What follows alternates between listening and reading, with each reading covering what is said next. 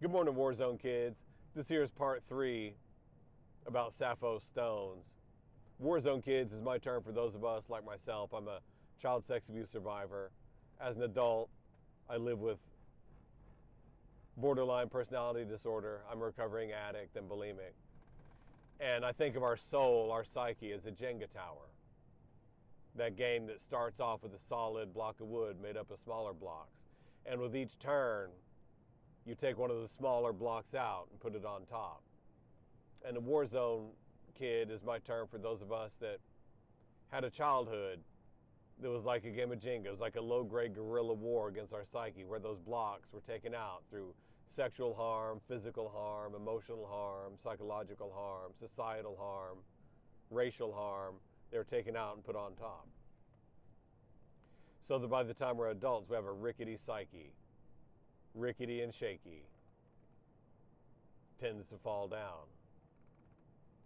And I'm going to cut right to the chase. So if you want the background of Sappho stones, watch the other two videos. But Sappho was a lesbian poet, a Greek poet from the Isle of Lesbos. She lived in, I think, the 5th or 6th century BC. And we have a fragment of one of her poems where she says, "If you're squeamish, don't turn over the rocks, because what's under them are slimy bugs and ooze. And if you judge that, if you don't like that, and because of that you don't turn over those rocks, you'll never let those bugs escape." And I use that as a metaphor for the things in our mind that we don't want to see, the parts of ourselves that we reject and we don't like. And if we don't turn over those stones, they're going to be there forever. We have to turn over those stones to get them out of our way. If you want the bugs and slime to run away and leave you with a clean step on the trail of the Western Lands, turn that rock over. Because those bugs are doing their job. Those bugs have been busy decomposing the slime under that stone and turning it back into earth. That's what's really going on under there. So if you want to get those stones out of your way, you've got to turn them over. And my experience is, if I judge myself, if I shoot the second arrow of judgment at myself, then I'm not very likely to turn those stones over. But if I just accept what I find under them, then I'll turn them over. And when you turn over the little stones, you get the conditioning to turn over the bigger stones. Little stones are things like not wanting to admit that you've been wrong when you yelled at your kids for hiding your car keys, because really they were just in your hand the whole time. But you don't want to admit that you've been a clown and buffoon. When you live in that dynamic, you're more likely to do it again. That's a small Sappho stone. I've been a clown. I yelled at my kids for hiding my car keys when they didn't do any such thing. Well, admit that. Acknowledge that. It's all right to be a clown. Everyone's a clown sometimes. We're all a buffoon. Many times today I'm going to be a clown or a buffoon. That's all right. I'm a human being. It happens. When you turn over the little Sappho stones in your mind, you develop the conditioning to see what's really there. Does that make sense, Pilgrim?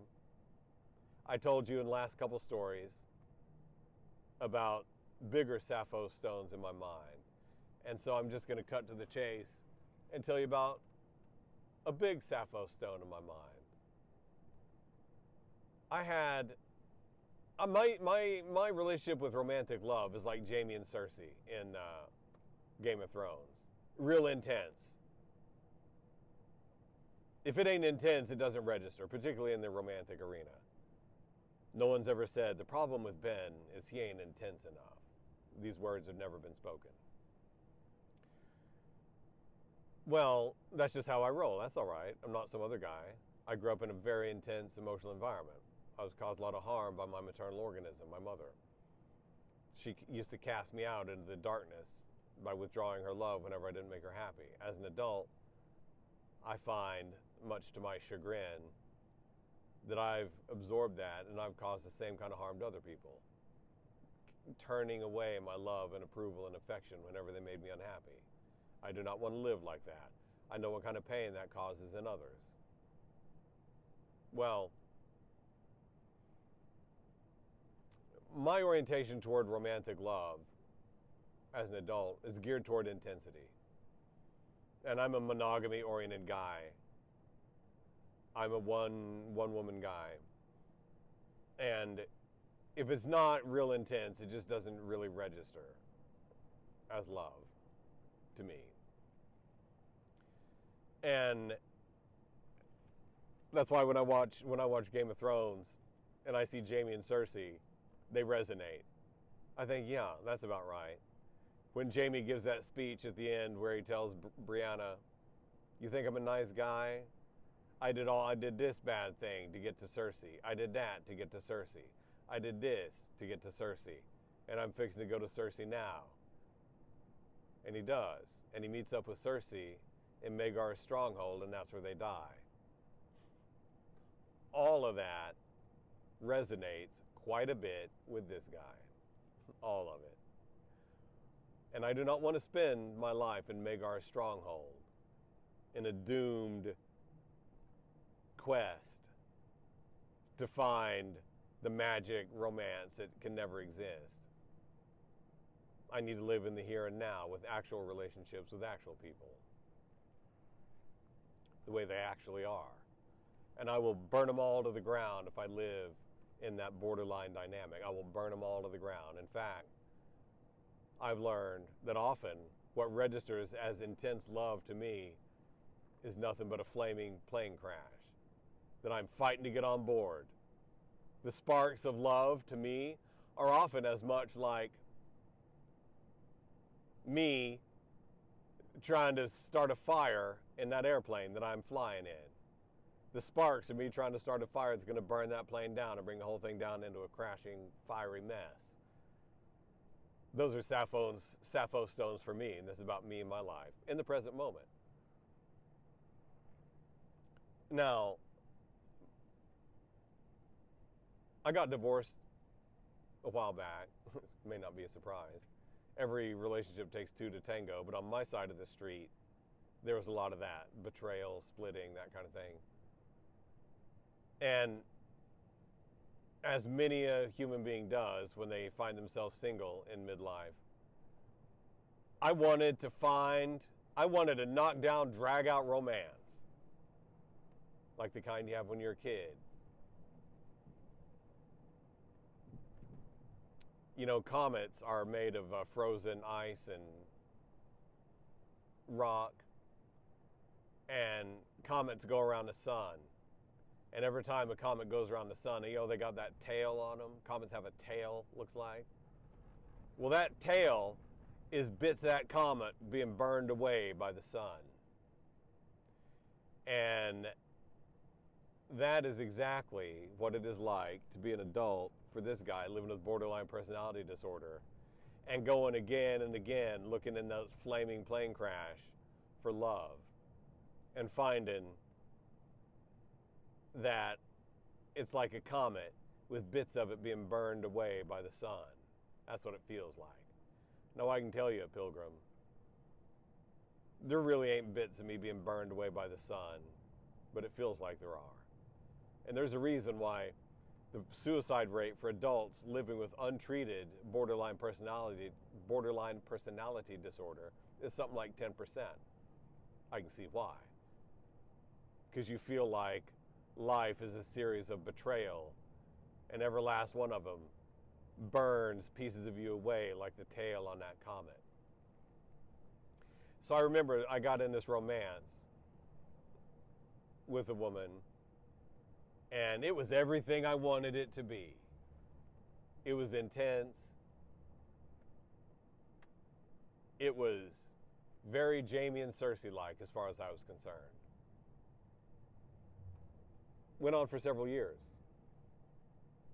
And man, did it end in the fieriest of fiery betrayals. That comet went straight into the sun because I was faced with the reality. I was faced with a choice, the hardest choice I'd made up to that point in my life, to choose the cosmos, to choose reality, or to choose the stories in my head. Because I struggle, I have a lot of the I ain't been diagnosed with narcissistic personality disorder, but that's only because I haven't been able to get a psychiatrist to sit still and give me a diagnostic instrument for it. But the defining characteristic of narcissism is that you think that you are whatever story you can get yourself to believe about yourself. And you think that you are whatever you can get other people to believe that you are. To my mind, that's kind of the hardcore of what narcissism is. And I believed that I was living in a Jamie and Cersei romance because I wanted to be living in a Jamie and Cersei romance. I believed it because that's the story that at that time in my life, I was about 40 or something like that. At that time in my life, that's what I wanted more than I wanted anything else in the world, was to have a knockdown, drag-out romance like that. To find a Cersei. To have an intense, burning, flaming romance. And I thought I did. And I did. What I didn't know was that all that was exclusively in my head. Exclusively in my head. Now, I was having an affair with this woman. And as far as she was concerned, she was having an affair with me. And she loved me. And she felt a lot of devotion and loyalty to me. But she was not living in the same world I was living in. She was just having a thing with a guy, me. And the whole time that was going on, 5 years, and I was living in this Jamie and Cersei romance in my head, well, she was having a thing with me, but she was also having another thing with a whole other guy the whole time. And I kind of feel like in her mind, you know, she liked me, she felt love for me, whatever that meant for her. And she felt like, oh yeah, this guy with his like intense thing, that's great. That's what I like about him, it's amazing. But she was off having a whole other thing with a whole other guy the whole time. Now, I'm a monogamy-oriented guy. I thought I was having this Jamie and Cersei thing the whole time. And as I look back on it, some part of my mind was aware that things weren't right and that that's not really what she was doing. That Sappho stone was there, and I kept tripping over it, and I kept looking the other way. I kept looking the other way and tripping over that stone because I wanted to live in a Jamie and Cersei romance. That's what I wanted. And because I wanted it so bad, I decided that I was. And I decided that she was my Cersei. And I decided that I would just step over that big old stone as many times as my mind tried to show it to me. I would just step over it and ignore it and pretend it wasn't there. And then one day I couldn't. It was right there in my face. She told me. Not only is there this whole other guy, but this whole other guy did not come along 5 minutes ago. This whole other guy has been there the whole time. The whole entire time that I felt dedicated to live in this Jamie and Cersei romance. That was just in my head, Pilgrim. And she was having a fine romance with me. I was a fine guy. She felt a lot of love and affection for me. But it didn't have anything to do with Jamie and Cersei and the romance in my head.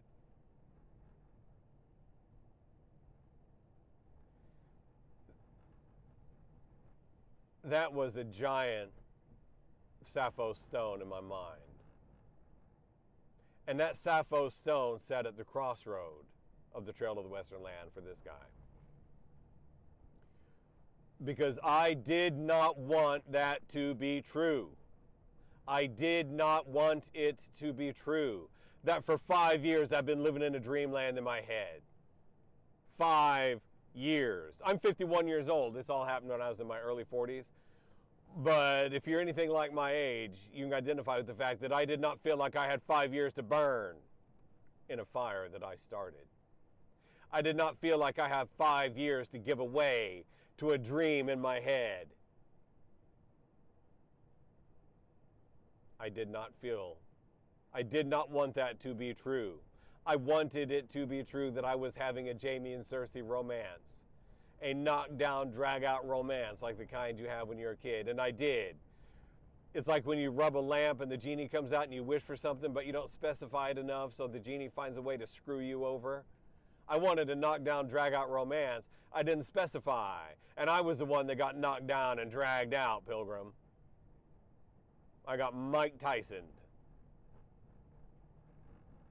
Well, I remember that being a choice in my mind, a fork in the road, because I was aware of it. I couldn't look the other way. The other guy was right there. Not literally right there in front of my face. I doubt I've been able to hold it together, and I'd be talking about this, and I'd be incarcerated at the moment because I was pretty hot. But I couldn't ignore it. It was right there. I tripped over that stone. And still, the power of narcissism is so strong. The ability to live in my head is so strong that I know I could have gone on. I could have buried it. I could have put that stone, shoved that stone over, and gone on living in that dream world. I know I could have. But something in me wanted to live, and somehow I knew that that was the stone. That was the one for me. If I chose at that moment to live in a dreamland, I was going to die in that dreamland. I was going to go on living in that dreamland for the rest of my life, and I was going to die in that dreamland. And I did not want to die in that dreamland.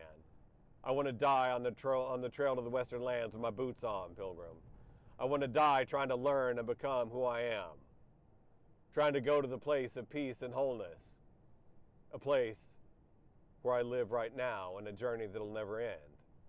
I did not want to die like Narcissus looking in that pool. I wanted to die in the cosmos, looking at the rosy-fingered dawn, putting my boots on for another day's walk on the trail to the Western Lands.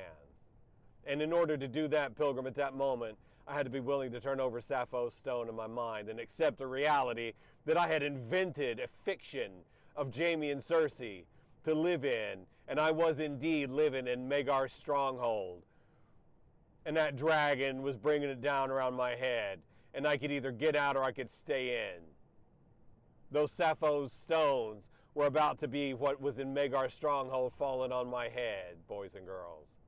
And I had to get out and get on the trail to the Western Lands and live my actual life, which involved facing the fact that I had been living in a dreamland because I wanted to live in a dreamland.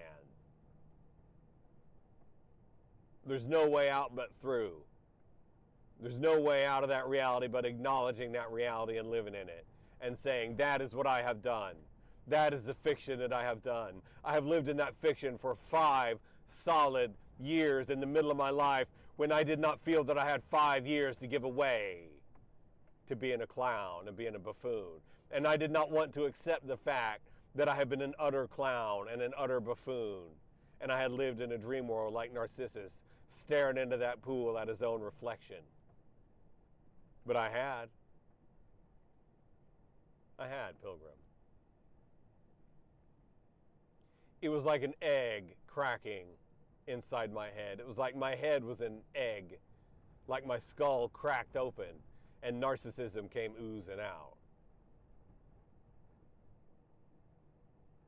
And I remember a day, a specific day, when I had that in my mind, and I remember the choice to live in reality. I remember it as a choice. I remember it as a choice in my mind to live in reality or keep staring at that pool, keep living in the dreamland. And I remember turning over that Sappho stone and saying, no, I'm going to look at it.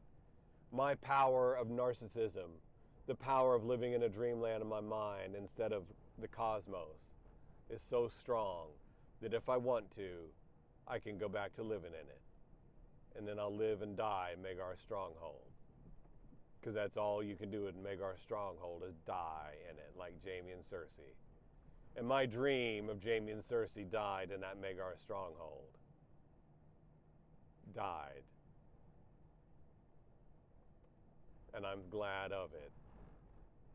because there is still no kind of relationship that brings me as much spark and intensity in life as a romantic relationship with a woman. But I need a real relationship with a real human being, not a make-believe Cersei in a make-believe head in Magar's stronghold where the Red Keep is about to fall down around my ears. That is death for me. That is not life. That makes sense to you, Pilgrim? That Sappho stone was big in my mind. It was big and heavy. It wasn't like any little car key stone, Pilgrim. That Sappho stone was like Stonehenge. It was like the giant rocks at Stonehenge. But turning over that stone was life for me. And you know what?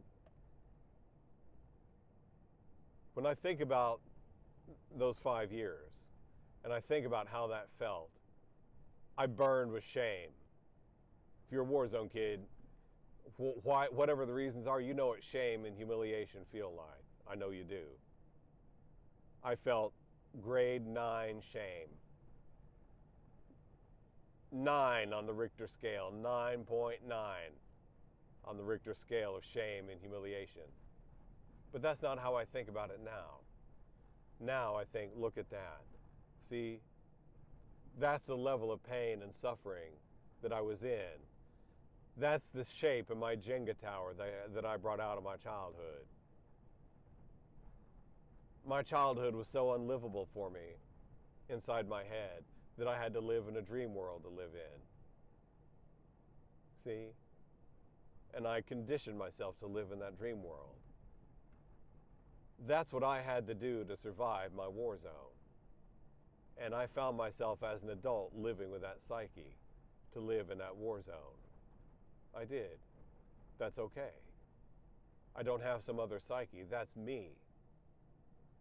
That boy that developed that Jenga tower got me to where I am right now here today talking to you. The child is the father of the man. And if that boy hadn't developed that power to live in a dream world, he wouldn't have made it out. But that man is strong enough right now, this man right here, is strong enough in the present moment to choose life. Because this man has that boy inside of him. And I hope this doesn't sound like bravado, like me talking about how strong I am. But I'm saying that the power to live our life in the now is inside you. The power for you to live your life in the now is right inside of you. In fact, the strength that you need to turn over the rocks in your mind is right inside of you, exactly because that little boy, that little girl that you were got you to where you are today. You can live your life in the present. You can live your life in the now. And I'm grateful for that stone. Those 5 years are in the past. They're not with me now. I summoned up a historical recreation of them to give you that story right now. But I ain't holding on to that, because what's right here in the now is learning and becoming what I am and living in the present moment with you right here, right now, if you're watching this. That's what's in the now. And the now is where life is. The now is where life is. The place of peace and wholeness. The western lands are in the now. Sappho's stones are in the now. If you're squeamish, don't turn over the rocks in your mind. But if you're squeamish and you don't turn over those rocks, you'll trip over them the rest of your life. Turn over the littlest rock you can. Find a car key rock. Turn it over. We can turn over the biggest rocks there are, and you know what? There are bigger rocks, there are bigger stones in my mind that I've turned over than the one I just told you about. That's okay. I can turn them over now because I'm strong enough because I turned over the little ones. And I live in the now. And these roads are icy, Pilgrim. There's a hard glaze of ice on these roads, and I'm driving slow and easy because I know there's a hard glaze of ice on this road. And I'm way less likely to slip and slide on it. And I'm way less likely to trip over those Sappho stones in my mind because I know they're there and I ain't squeamish anymore. When I see a stone in my mind, I want to turn it over because I remember that 5 years, and I remember what it was like the day that I turned over that Sappho stone in my mind and accepted the cosmos and accepted reality. In a lot of ways, that day started my life.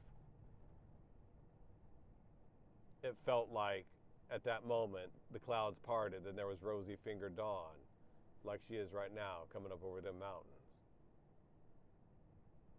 Choose life, Pilgrim. Don't be afraid of what's under those rocks, because what's under those rocks needs to be let out. What's under those rocks is part of you. Peace and wholeness is about peace and wholeness with all the parts of you. They're all part of you, and they all got you to where you are right here and now. It's a beautiful day on the trail, Pilgrim. We got a lot to talk about, and we got a lot of miles to walk. Let's walk them together.